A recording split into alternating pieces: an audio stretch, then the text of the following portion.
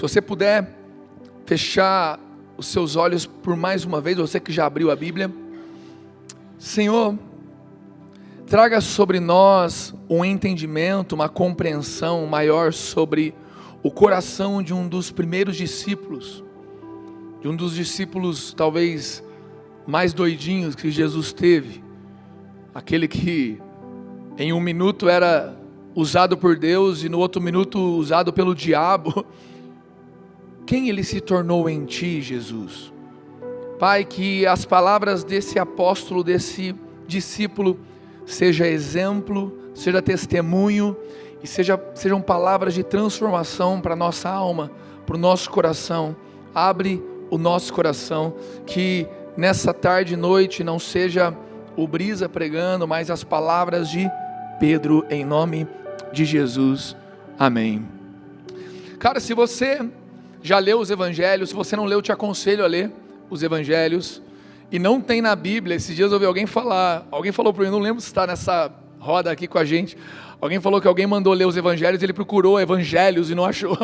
E para você que não sabe, os evangelhos são Marcos, Lucas, Mateus e João, não necessariamente nessa sequência. Deu toque em quem tem toque, né? Mas tudo bem, a gente está aqui para quebrar o toque também, curar o toque. Mas os livros de Mateus, Marcos, Lucas e João são os evangelhos. Todos eles contam a história de Jesus, as palavras de Jesus, quem foi Jesus na terra. E é legal porque são prismas diferentes. A gente vê o evangelho, por exemplo, contado por João e por Mateus, o evangelho contado por dois discípulos muito próximos. Lucas era um médico que estudou a vida de Jesus, ele não era um discípulo, ele relata de uma outra forma. Mas, por exemplo, João era um discípulo que era mais apaixonado, ou mais carente, ficava ali no peito de Jesus, ele era doidão, João, e ele estava ali, você vê, as palavras dele regada a amor, regada a paixão. João era um apaixonado por Jesus. Então, só que Pedro não escreveu a vida de Jesus, mas no que contam, você vê que Pedro era o mais doido. Pedro era briguento, Pedro era maluco. Pedro, cara, toda hora ele era quem tomava mais correção de Jesus. Era aquele cara que mais dava motivo para levar no meio. Sabe, os outros deviam olhar e falar: Pedro é fogo, hein, mano? Que bom que eu não sou corrigido igual o Pedro. Mas, cara, era muito incrível, porque Pedro, ele não escondia o que ele pensava. Ele falava. Tinha hora que ele acertava e tinha hora que ele errava feio. Teve um momento que ele falou algo e que Jesus falou: cara, Deus que está falando através da sua boca. Minutos depois, do mesmo capítulo, ele fala outra coisa. Jesus fala: agora é o diabo através da sua boca. Pedro, ele não queria ser aprovado à imagem humana, ele queria ser transformado, ele falava a verdade. Tanto que no início da igreja, ali os primeiros capítulos de Atos, a igreja pós-Cristo, imediatamente pós-Cristo, quem liderou a frente foi Pedro, o mais doido. Então, às vezes no nosso meio você é o mais corrigido, o que é mais cutucado, o que é mais confrontado. Cara, fique em paz, você pode ser um Pedrão se você abrir o coração. Perdão a rima, mas você pode ser altamente transformado. Eu me preocupo com aqueles do nosso meio que nunca são corrigidos, nunca são transformados, porque talvez não revela tudo que tem no coração, não deixa aparecer a verdade que há nele. Mas Pedro foi esse cara, foi o mais difícil, o mais trabalhoso. Judas estava lá tranquilão, cuidava do dinheiro, não dava trabalho nenhum. No fim você sabe qual foi o fim de Judas. Mas esse cara, pescador falido, ele virou o cara. E talvez agora, com o Novo Testamento na mão, a gente acha que Paulo é mais significativo que Pedro, mas por causa que Paulo foi quem escreveu a maior parte das cartas, Paulo se tornou um fundamentador maior da igreja dos gentios. Na verdade, o fundamentador da igreja dos gentios, os não-judeus. Paulo recebeu um alto chamado, foi um homem muito de Deus. E Paulo é incrível.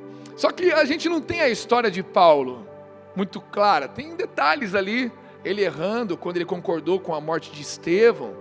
Mas não tem as falhas de Paulo evidentes. Ele fala do espinho na carne, mas o que é espinho na carne? Não sei. mas mostra que ele tinha alguma propensão ao orgulho, como todo homem tem.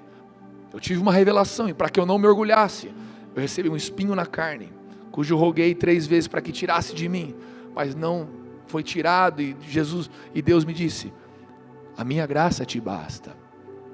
Talvez uma graça que Pedro já conhecia de antemão, Paulo foi conhecer depois, essa graça de um miserável, de um homem limitado, cheio de falhas. Mas Pedro foi incrível, e Paulo não seria alcançado se não houvesse um Pedro. Acho que as comparações, elas são terríveis. Eu queria ser o Brisa, eu queria ser o Arthur, eu queria ser o Vinícius, eu queria não ser eu.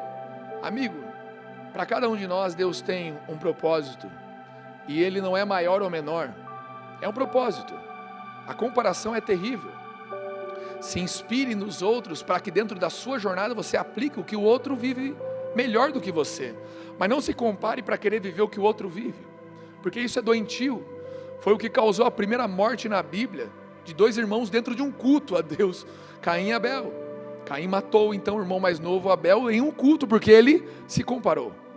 Mas esse cara, Pedro, que em dado momento ele até fala, aquele Paulo que fala aquelas palavras difíceis, Pedro era tão louco, que era tipo eu, assim, taubatiano em São Paulo, né? O povo tudo Faria Limer, tudo gurumezinho, e eu que taubatiano, falando porta, porteira. Apesar que ontem eu estava com os irmãos, eles falaram: mano, você tá muito paulistano, você tá falando muito paulistaninho já. Eu falei: já era, me picou aqui, o AirPod já me picou aqui. Mas a grande verdade é que Pedro era um caipirão, Paulo era um cara estudado, ele era referência antes de se converter a Cristo, e se tornou referência depois. Imagina, sei lá, pensa num Silvio Santos, vamos supor, um cara que dentro da sua área de atuação, foi o cara, aí ele se converte dentro da igreja, vira o cara. Mano, como é que você vai poder se comparar com o Silvio Santos? Aí você ouve a história dele lá, vai vender umas coisas na feira para ver se fica milionário igual o Silvio Santos. Cara, é a história dele. Agora Pedro é mais parecido com a nossa história. Eu não estou diminuindo Paulo, mas existe uma semelhança maior. Um pescador falido, que de repente começa a seguir Cristo, ele na história de Cristo, ali os 3 anos do ministério de Cristo, foi quem mais deu trabalho, quem mais fez ali caquinha, mas ele se tornou um grande homem de Deus, se tornou um cabeça da igreja de Atos, se tornou o líder do primeiro movimento da igreja, que veio em Atos 1 e então Atos 2 em Pentecostes. E esse cara, ele nos deixa algumas palavras, alguns ensinamentos, e eu quero ler com vocês de forma exaustiva e de forma expositiva a carta de Pedro, até onde a gente conseguir hoje. Então abre comigo no capítulo 1 de 1 Pedro. Eu não sei até onde a gente vai até onde Jesus permitiu, até onde a gente aguentar, mas eu quero ler o máximo das palavras de Pedro. Eu quero ler realmente aquilo que ele tem para nós. Vamos ler o que esse cara disse. Versículo 1. Pedro, apóstolo de Jesus Cristo, aos eleitos que são forasteiros da diáspora. A diáspora é uma palavra que tem alguns significados dentro da igreja cristã. Ela tem a ver com o espalhar. Os GCs, por exemplo, são uma diáspora da Poema de São Paulo, é um espalhar das pessoas por São Paulo. E o Leandro já profetizou que cada GC é uma igreja. Vamos lá, alguém já disse, várias igrejas e várias poemas em São Paulo. Vamos lá, alguém, cara. Essa diáspora. Então, aos eleitos que são forasteiros da diáspora, no Ponto, na Galácia, na Capadócia, na Ásia e na Bitínia, eleitos segundo a presciência de Deus Pai, em santificação do Espírito, para a obediência e a aspersão do sangue de Jesus. Que a graça e a paz lhes sejam multiplicadas. Não feche sua Bíblia, e se você não está com a Bíblia aberta lendo comigo, vai ser bem chato, porque a gente vai ler bastante a Bíblia. Então eu já te aconselho, abre sua Bíblia em 1 Pedro capítulo 1. Parei aqui no versículo 2 por enquanto. Mas aqui fala que nós fomos eleitos pela presciência de Deus. O que significa isso? Quer dizer que Deus já sabe todas as coisas. A onisciência, a presciência, quer dizer que de forma prévia, Deus já sabia que estaríamos aqui mesmo antes de estarmos. Só que para estarmos aqui, em santificação do Espírito, para a obediência e aspersão do sangue de Jesus, nós estamos aqui para a santificação, para sermos transformados e mudados, e para a obediência. Esses dias eu estava conversando com o Brunão Morada, ele estava conversando sobre a minha vinda para cá, e eu falando um pouco também, sabe, foi maravilhoso, mas foi terrível, foi terrivelmente maravilhoso, maravilhosamente terrível. Você se mover por uma palavra não é nem um pouco gourmet, até porque é por obediência, e se obediência fosse fácil, o Brunão que lançou essa na nossa conversa, se chamaria conveniência. Se obediência fosse algo simples, leve, gostoso, você chamaria conveniência, é conveniente. Meu amigo, obediência é uma coisa dura, é você, mesmo contra a sua vontade, contra o seu eu, você obedece e dá um passo, em obediência, porque nós somos eleitos pela presciência de Deus, para estarmos aqui em santificação e obediência, na aspersão do sangue de Jesus, amém? Versículo 3, bendito seja o Deus e Pai do nosso Senhor Jesus Cristo, que, segundo a sua grande misericórdia, nos regenerou para uma viva esperança. Repita comigo: viva esperança, mediante a ressurreição de Jesus Cristo dentre os mortos, para uma herança que não pode ser destruída, que não fica manchada, que não murcha, e que está reservada nos céus para vocês, que são guardados pelo poder de Deus, mediante a fé, para a salvação, preparada para ser revelada no último tempo.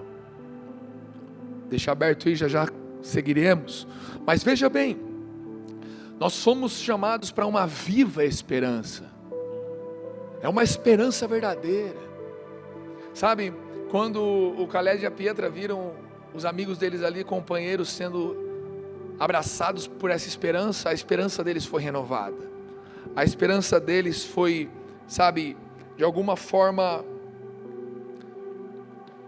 atualizada, voltou, o olho deles voltaram a brilhar, voltou a ter os olhos brilhando pelas verdades da palavra.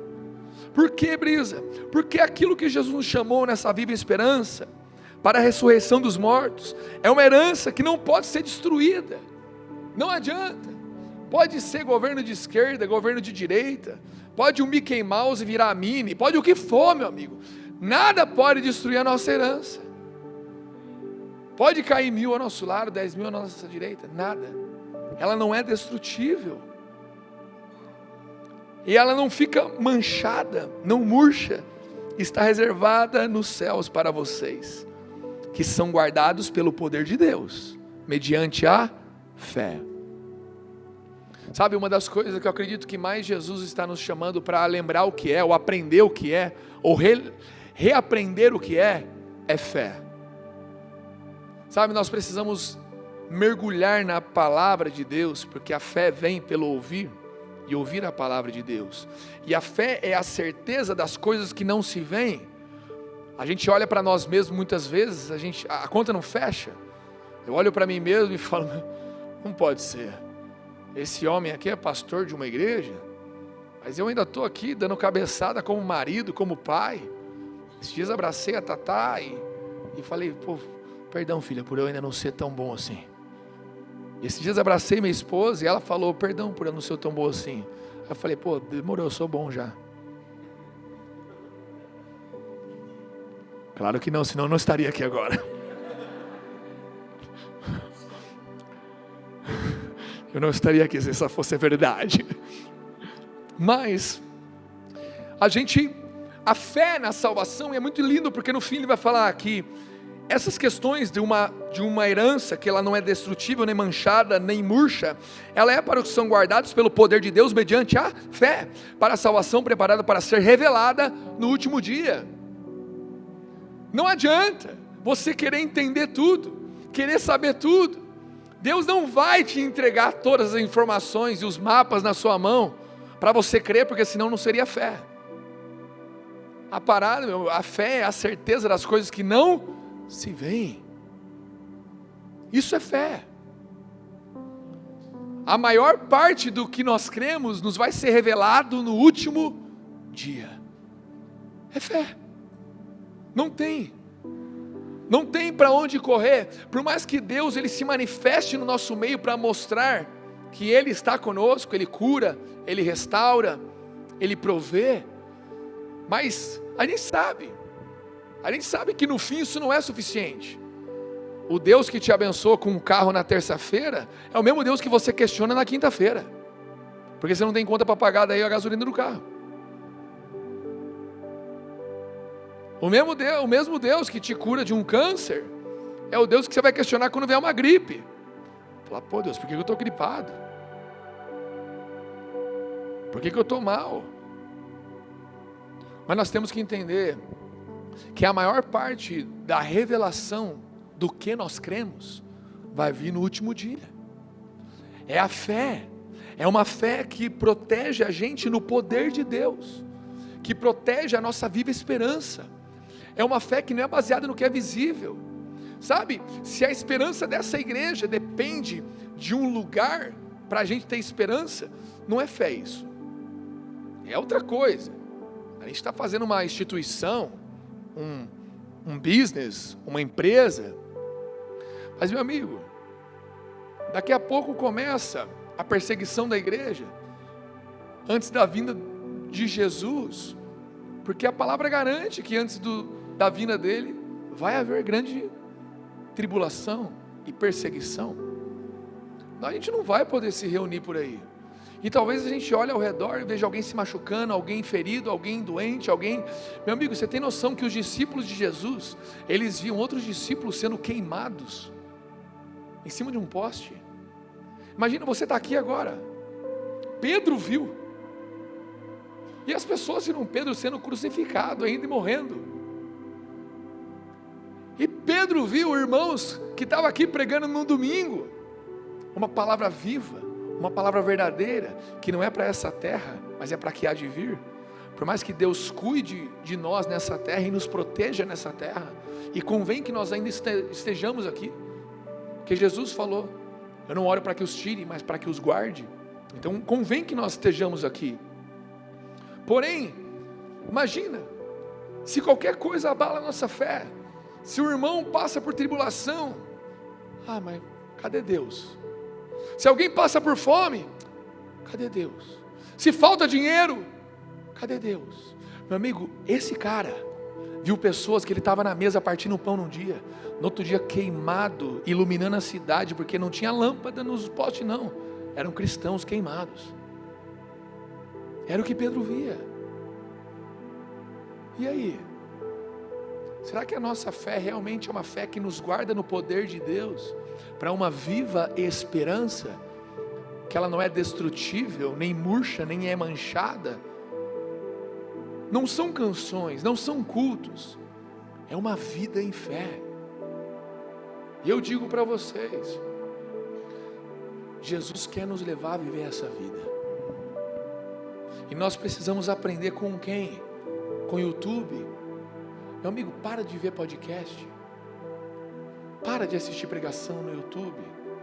Quiser assistir alguma coisa legal, assiste alguma coisa do Leandro lá, porque é nosso apóstolo, nosso pastor. Assiste alguma coisa de alguma poema, mas não invista mais tempo no YouTube, nem se for da poema, do que nesse livro. Leia, medite, ore.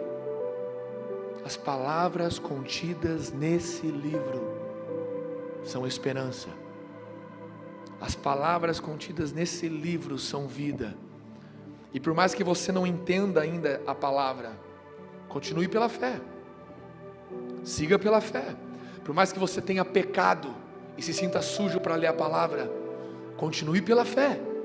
leia pela fé, ore pela fé, não de quem é bom, mas de quem sabe quem é bom. E não é você que merece ler a palavra, mas alguém que merecia tudo, abriu mão de tudo para que nós tivéssemos acesso a essa palavra. Custou tudo para Jesus, a grande misericórdia que Ele derramou. No verso 6, nisso vocês exultam, embora no presente, por breve tempo, se necessário, sejam contristados por várias provações ou dificuldades em algumas versões, para que, uma vez confirmado o valor da fé que vocês têm, muito mais preciosa do que o ouro perecível, mesmo apurado pelo fogo, resulte em louvor, glória e honra na revelação de Jesus Cristo. E olha que incrível, nisso vocês exultam com alegria. Meu amigo, em nome de Jesus, se você não está nem conseguindo ler comigo a Bíblia, agora, imagine amanhã, em nome de Jesus, pega a sua Bíblia. Estou vendo uns caras panguando. Eu sei que São Paulo é a terra dos TDAHs, mas vamos ler a Bíblia, porque ela cura o TDAH, eu tenho certeza. Em nome de Jesus, cara. Leia a Bíblia comigo. Olha bem, aqui fala no verso 6, nisso vocês exultam, embora no presente, por breve tempo, passam por dificuldades, por tribulações, por adversidades, para que a sua fé seja provada e confirmado o valor que ela tem. Você tem noção que aqui Pedro está dizendo, por mais que você passe por dificuldades, e vai passar, é por um breve momento. E por que será? Para ser confirmado o valor da sua fé, que vale mais do que ouro refinado, que vale mais do que qualquer tipo de ouro perecível. E tudo isso para resultar em louvor e glória e honra na revelação de Jesus Cristo. A Bíblia não nos dá garantia de uma vida boa, de uma vida top.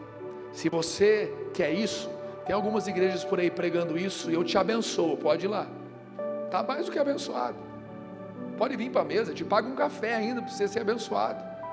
Mas a Bíblia que eu conheço, ela garante que a gente vai ter dificuldade, ela garante que a gente vai ter treta, ela garante que alguns de nós vai morrer, ela garante que o amor de alguns de nós vai esfriar, ela garante que se alguém do nosso meio abandonar a fé, às vezes, a Bíblia nos instrui até nem sentar com ele.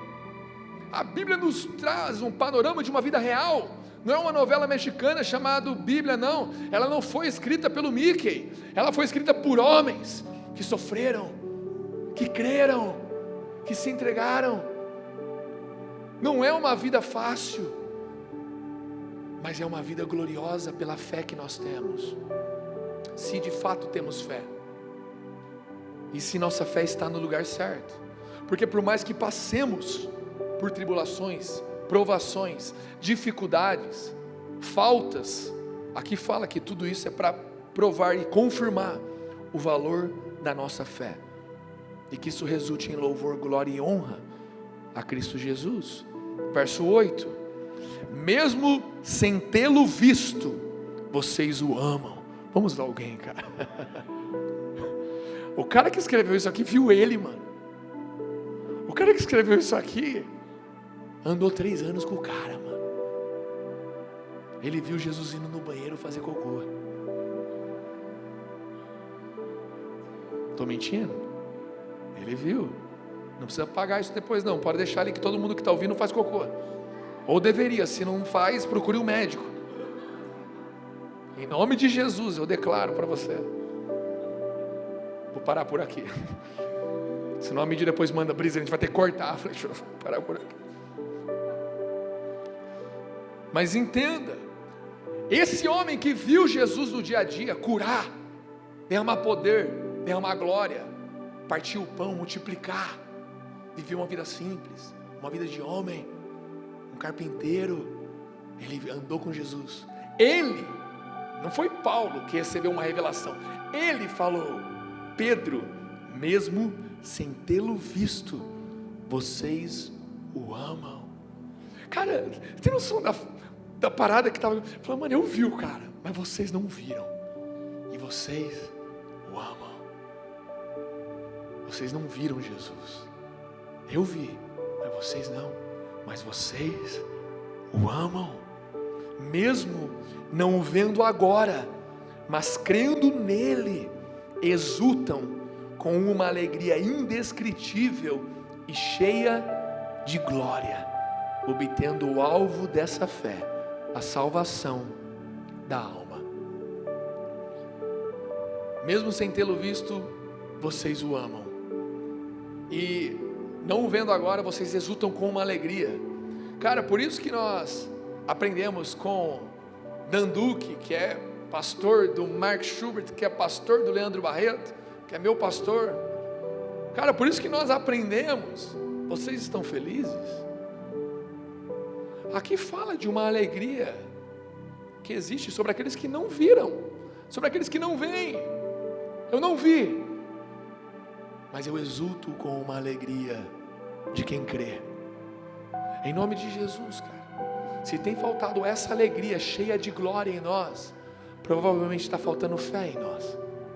A fé que Pedro está falando aqui. Mesmo sem tê-lo visto, vocês o amam. Ou será que a gente guarda nosso amor para Jesus quando toca louvores na igreja? Então eu amo Ele.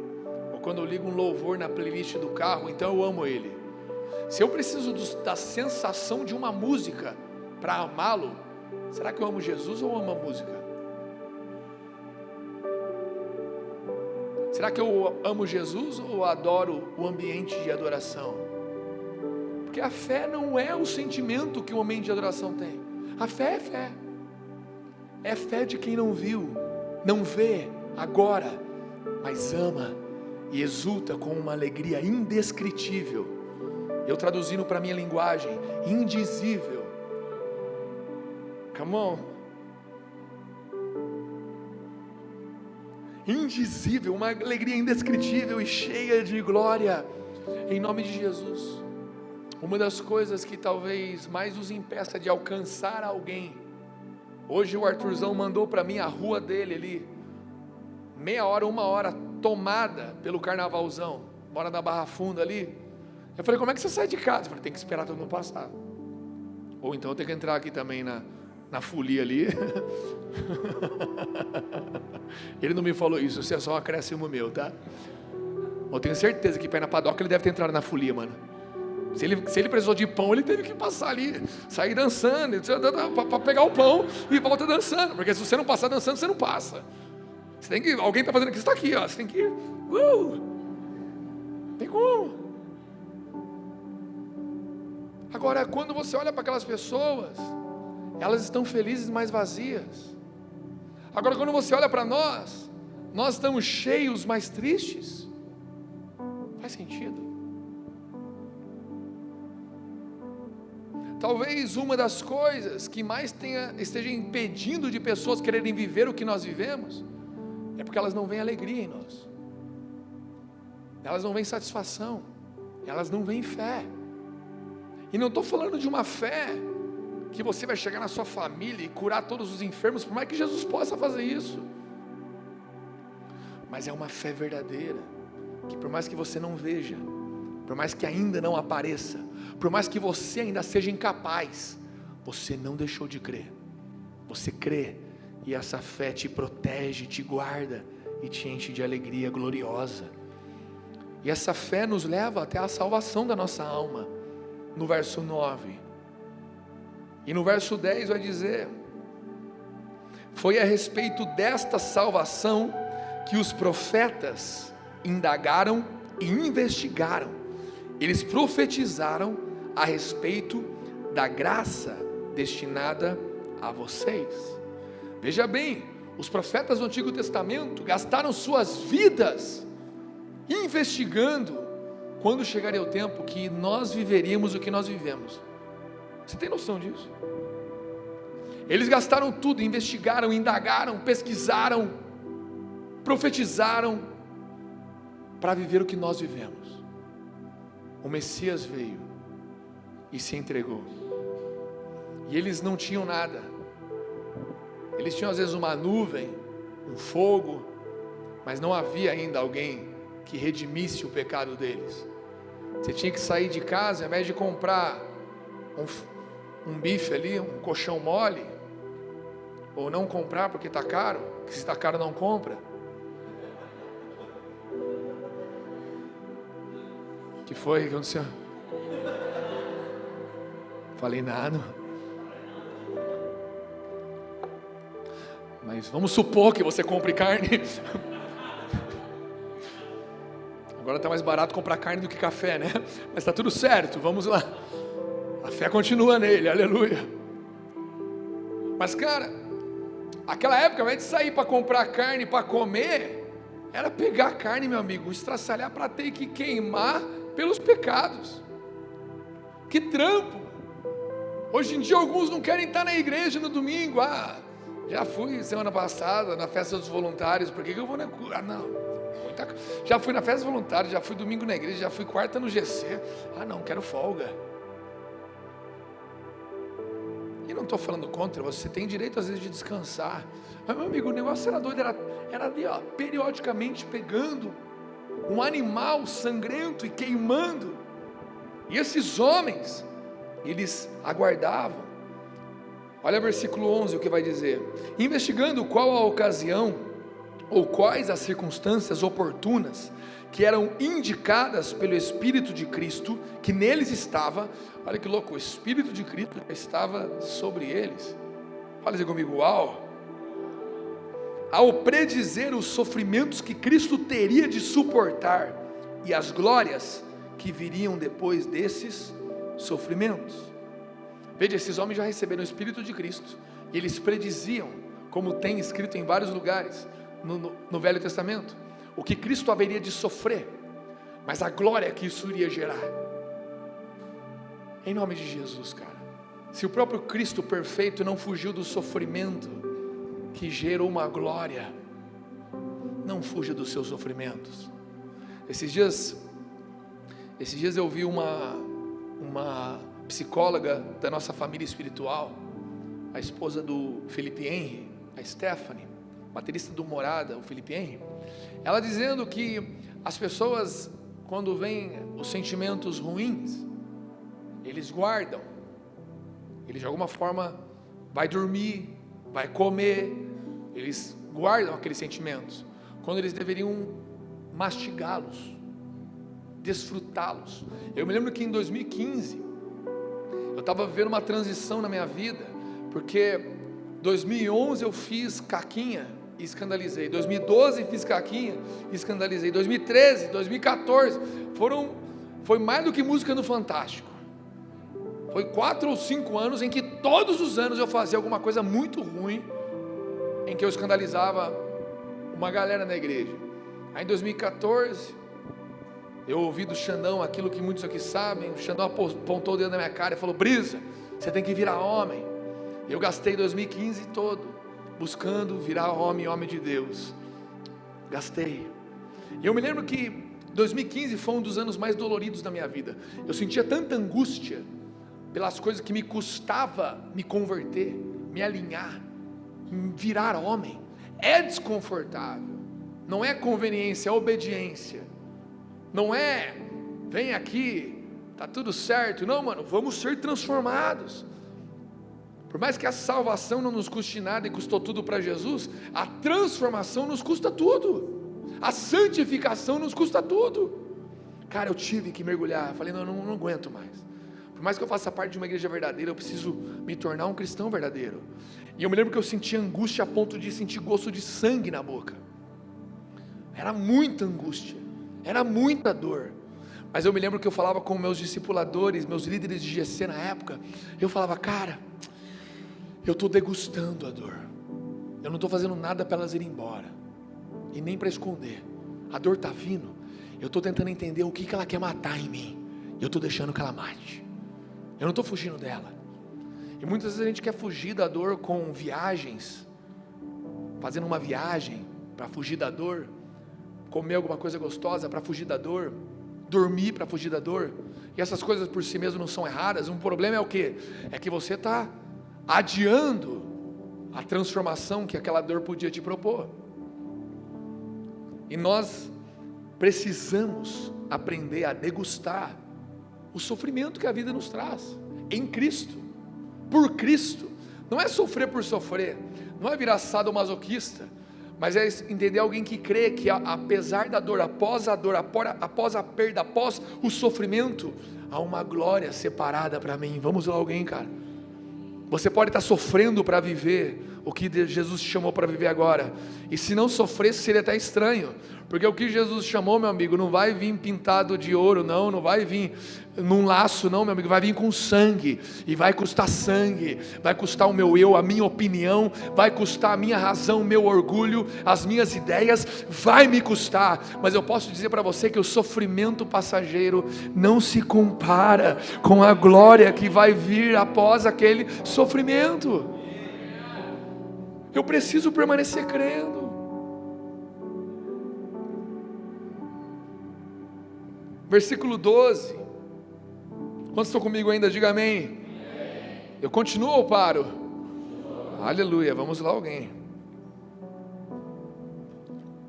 A eles foi revelado que não para si mesmos, mas para vocês, ministravam as coisas que agora foram anunciadas a vocês por aqueles que, pelo Espírito Santo enviado do céu, lhes pregaram o Evangelho, coisas essas que anjos desejam contemplar.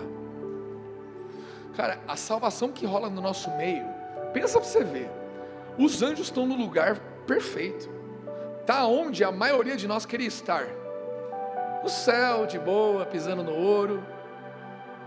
Mal você sabe que se você enche o saco, cansei de música crente, no céu é full time. Então, você até pensava, onde você quer ir melhor, porque é full time, mano. Santo, santo, santo, e toda a terra está cheia da sua glória. E é incessante a parada, é os anjos cantando. Então se você já aprendia a gostar de louvor agora, porque lá não vai parar. Mas de qualquer forma, aqui diz que os anjos que estão no lugar perfeito, na presença de Cristo, olhando para Cristo, olhando para o Pai, eles estão lá. Aqui está dizendo que eles desejam contemplar o que nós estamos contemplando. Pessoas limitadas, as feituras de Deus, a obra-prima de Deus, suja, pecaminosa, podre, sendo alcançada pelo sangue do Cordeiro, pelas promessas de 4.000 anos do Velho Testamento, alcançando. Você pode pensar, no céu eu estaria satisfeito, eu queria estar lá, meu amigo. Os anjos queriam estar no seu lugar agora, vendo o que você está vendo, e talvez você queria estar em outro lugar, mas os próprios anjos queriam ver a salvação do perdido, a salvação do Kevin, a salvação da Isabela, a salvação do Khaled, a salvação do Jackson, a salvação do Gilvan, a salvação do Brisa. Eu não merecia, mas Ele veio e entregou algo para mim, e agora Ele me chama para viver uma vida em que eu me entrego. Eu tenho escolha. Anjos não têm escolha, mas eu tenho escolha. Eu posso pecar, mas eu não estou vendo. Eles vêm, eles olham e falam: como? Eles não veem, mas creem. Como? Eles não veem, mas continuam se entregando. Como? Eles não estão vendo, não está fazendo sentido. A carne deles deseja outra coisa. Eles têm prazeres, mas eles estão abrindo mão dos prazeres, mão de suas vontades, por algo que eles não veem. Como assim? Eu quero descer, se puder, Deus. Um anjo fala para Deus em suposição, e quero ver. Eu quero ver o que eles estão vendo. Eu quero ver o que eles estão vivendo. E nós estamos lidando com isso como se fosse mais uma religião. Todos precisam ter religião para que faça bem para a alma. Balela. Não há religião senão Cristo. Não há verdade senão a sua palavra.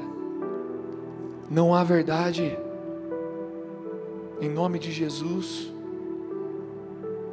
Agora, coisas essas que os anjos desejam contemplar. Verso 13. Por isso, preparando o seu entendimento.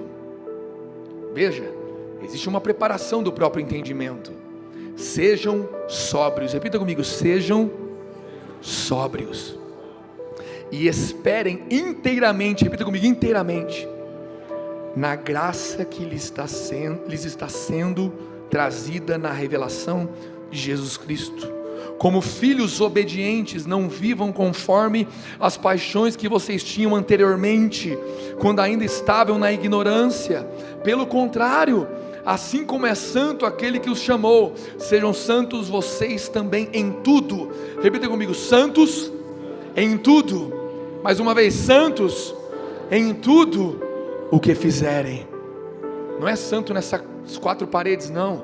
É santo no casamento, é santo na casa, é santo no trabalho, é santo na rua, é santo na hora que for ter que pegar um pão e passar pelo trenzinho lá, os caras dançando. E meu amigo, não foge do trem não, para vir para uma igreja. Seja a igreja. Olha para alguém lá talvez e chore por ele. Se você não sabe o que dizer, escolhe alguém lá e fala: Jesus, eu vou passar a semana orando por essa pessoa que eu não sei o nome. Aprenda a chorar por aqueles que não alcançaram aquilo que você já alcançou. Em nome de Jesus, cara. Santos em tudo o que fizerem, porque está escrito: sejam santos, porque eu, o Senhor, sou santo. Verso 17: e se vocês invocam como Pai aquele que sem parcialidade julga segundo as obras de cada um, vivam em temor durante o tempo da peregrinação de vocês. Quantos estão peregrinando em SP aqui? Vamos lá, alguém? Somos peregrinos, não somos daqui, somos de um outro lugar, mas enquanto peregrinos vivam em temor, sabendo, verso 18, que não foi mediante coisas perecíveis, como prata ou ouro, que vocês foram resgatados da vida inútil. Repita comigo: vida inútil. Resgatados da vida inútil que seus pais lhe legaram, mas pelo precioso sangue de Cristo, como de um cordeiro sem defeito e sem mácula. Meu amigo, você não foi comprado por prata, por ouro. Você não foi comprado para que aqui te oferecesse dinheiro, para que você enriqueça.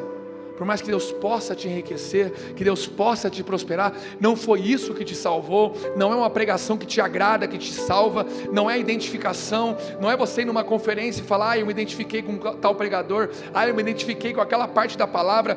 Você não pode sair daqui e pensar: essa parte da palavra eu me identifiquei, porque a Bíblia não é identificação, é transformação, e a Bíblia toda nos transforma. Talvez a parte que você menos se identificou, talvez poderia ser a parte que você mais devesse ler, orar, jejuar e buscar, porque se falta identificação, talvez falte revelação.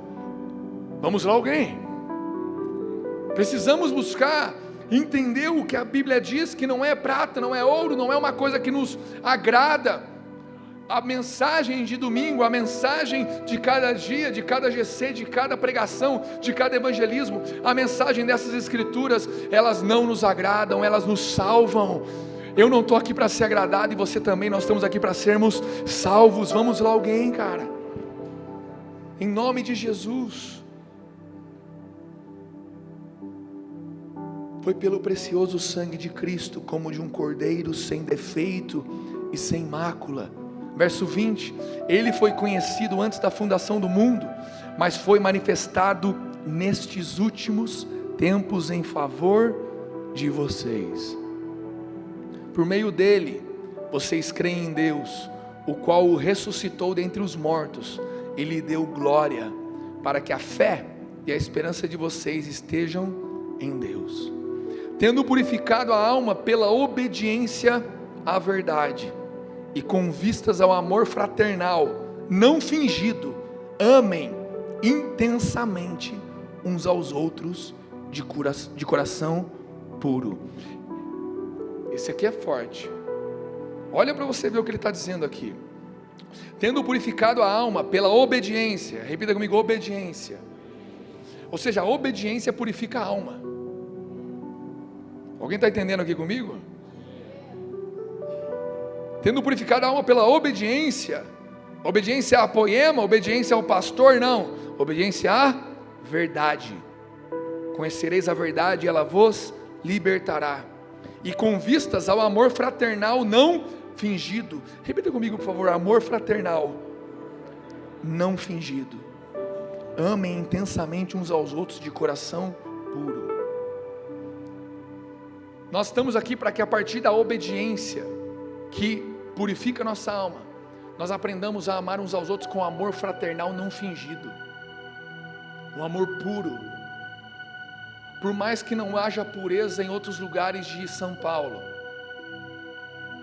a obediência a esta palavra vai nos purificar e vai nos dar um amor não poemeiro, poemístico, poeblaster, um amor bíblico, fraternal e não fingido.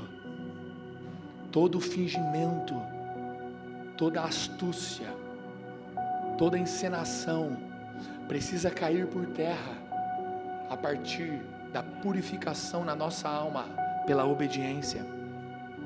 Um amor de verdade, um amor não que eu não amo porque sou líder, eu não amo porque sou pastor, eu não amo porque, se eu não amar alguém, né? Eu tenho que amar, tem que postar que estou amando, eu vou amar. Eu não amo porque isso me dá like, mas eu preciso amar, porque o próprio Pedro, que tinha visto Cristo, ele disse ali antes, cara, ele foi manifesto, morto e ressurreto, em favor de vocês. Pedro estava escrevendo essa carta mais preocupado conosco do que com ele. Enquanto a gente está aqui cada domingo preocupado, qual é a palavra de Deus para a minha vida? Qual é a direção de Deus para a minha vida? Qual é, meu amigo, eu garanto para você, que à medida que você se preocupar com a direção de Deus para a vida do irmão, com o que o irmão precisa, aquilo que Deus quer para a sua vida vai aparecer e Ele vai te mostrar. Eu preciso de uma palavra. Não, você precisa ser transformado pela palavra. Eu preciso entender de uma profecia. Não, você precisa ler a verdadeira profecia. Não é o eis que te digo, não é um faz sentido, não. É a Bíblia, é a palavra de Deus, regada com vinho, com sangue, com Espírito, para que a gente alcance esse amor intenso e puro. Eu sei que nós ainda talvez não cheguemos nesse nível, mas ainda assim cremos, porque se a palavra diz, dá para viver. Se a palavra diz, dá para chegar. E eu não estou prometendo para ninguém aqui essa igreja não, porque ninguém aqui é consumidor de igreja. Eu comecei na Poema, achei que era uma coisa, porque parecia na internet, mas ninguém está te dando um cardápio do que nós somos bons ou ruins. A gente está aqui pregando todo domingo o que a gente quer se tornar. Se você quer vir com a gente e se tornar o que a Bíblia diz, vem. Mas se está aqui para julgar o cardápio e ver o que tem, já nem fica, porque eu garanto que em menos de 2 dias a gente já te decepciona. Porque a gente não é uma igreja onde a gente já é, a gente está buscando, estamos ansiando. E quando um decepciona o outro aqui, a gente ora, a gente entende em Jesus como perdoar, como amar, o que fazer, fugindo de nossa autojustiça, de nossa autodefesa, um amor fraternal não fingido, um amor intenso e puro. Verso 23, porque vocês foram regenerados, não de semente corruptível, mas de semente incorruptível. Vamos lá alguém, cara. Não foi uma semente institucional, não foi Poema, assembleia, quadrangular, ou qualquer coisa que seja. Tudo que o homem cria é corruptível. Não foi um CNPJ, não foi um homem, foi uma semente incorruptível, cara. Mediante a palavra de Deus, a qual vive e é permanente. Porque toda a humanidade, verso 24, é como a erva do campo, e toda a sua glória é como a flor da erva. A erva seca e a flor cai, mas a palavra do Senhor permanece para sempre. Esta palavra é o Evangelho que foi anunciado a vocês. Um dia a gente chega no nível como igreja que a nossa igreja suporte mais um capítulo desse.